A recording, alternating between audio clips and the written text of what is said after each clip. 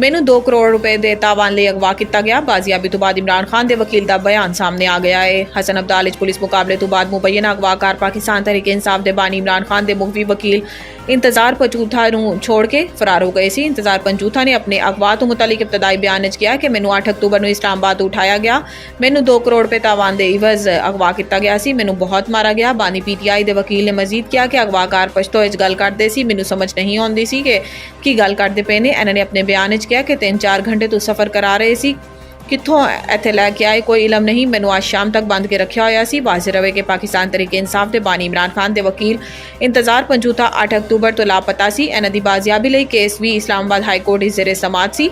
1 ਨਵੰਬਰ ਨੂੰ attorney general ਦੀ Islamabad high court ਨੂੰ ਯਕੀਨ ਦਹਾਨੀ ਕਰਾਈ ਸੀ ਕਿ ਇਮਰਾਨ ਖਾਨ ਦੇ ਫੋਕਲ ਪਰਸਨ ਇੰਤਜ਼ਾਰ ਪੰਜੂਥਾ 24 ਘੰਟੇ 'ਚ ਬਾਜ਼ਿਆਬ ਹੋ ਜਾਣਗੇ।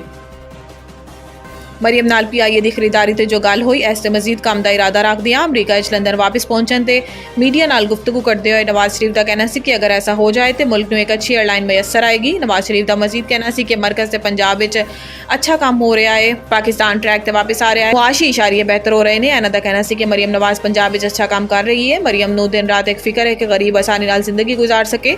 ਖਿਆਲ ਰਵੇ ਕਿ ਇਸ ਤੋਂ ਕਬਲ ਨਵਾਜ਼ ਸ਼ਰੀਫ ਅਮਰੀਕਾ ਵਿੱਚ ਕਿਹਾ ਸੀ ਕਿ ਵਜ਼ੀਰ ਆਲਾ ਪੰਜਾਬ ਮਰੀਮ ਨਵਾਜ਼ PIA ਦੀ ਖਰੀਦਾਰੀ ਤੇ ਮੁਤਲਕ ਗੌਰ ਕਰ ਰਹੀ ਹੈ। ਮਰੀਮ ਨਵਾਜ਼ ਨੇ ਇਸ ਸਿਲਸਿਲੇ ਉਹਨਾਂ ਤੋਂ ਸਲਾਹ ਮਸ਼ਵਰਾ ਵੀ ਕੀਤਾ ਹੈ। ਮਰੀਮ ਨਵਾਜ਼ ਨੇ ਕਿਹਾ ਕਿ ਉਸ 에ਅਰਲਾਈਨ ਦਾ ਨਾਮ 에ਅਰ ਪੰਜਾਬ ਰੱਖਿਆ ਜਾ ਸਕਦਾ ਹੈ। ਨਵਾਜ਼ ਸ਼ਰੀਫ ਦਾ ਕਹਿਣਾ ਸੀ ਕਿ ਇਹਨਾਂ ਨੇ ਮਰੀਮ ਨਵਾਜ਼ ਨੂੰ ਕਿਹਾ ਸੀ ਕਿ ਤੁਸੀਂ PIA ਨੂੰ ਵੀ ਖਰੀਦ ਸਕਦੇ ਹੋ ਤੇ ਤੁਸੀਂ ਨਈ 에ਅਰਲਾਈਨ ਵੀ ਬਣਾ ਸਕਦੇ ਹੋ। ਜ਼ਰਾਏ ਪਾਕਿਸਤਾਨ ਮੁਸਲਿਮ ਲੀਗ ਨੂਨ ਦੇ ਮੁਤਾबिक ਵਜ਼ੀਰ ਆਲਾ ਪੰਜਾਬ ਮਰੀਮ ਨਵਾਜ਼ ਦਾ 5 ਨਵੰਬਰ ਨੂੰ ਲੰਦਨ ਜਾਣ ਦਾ ਇਮਕਾਨ ਹੈ। ਮਰੀਮ ਨਵਾਜ਼ ਲੰਦਨ ਤੋਂ ਆਪਣੇ ਜ਼ਾਤੀ ਮੁਆਲਿਜ ਤੋਂ ਇਲਾਜ ਕਰਵਾਉਣ ਗਿਆ।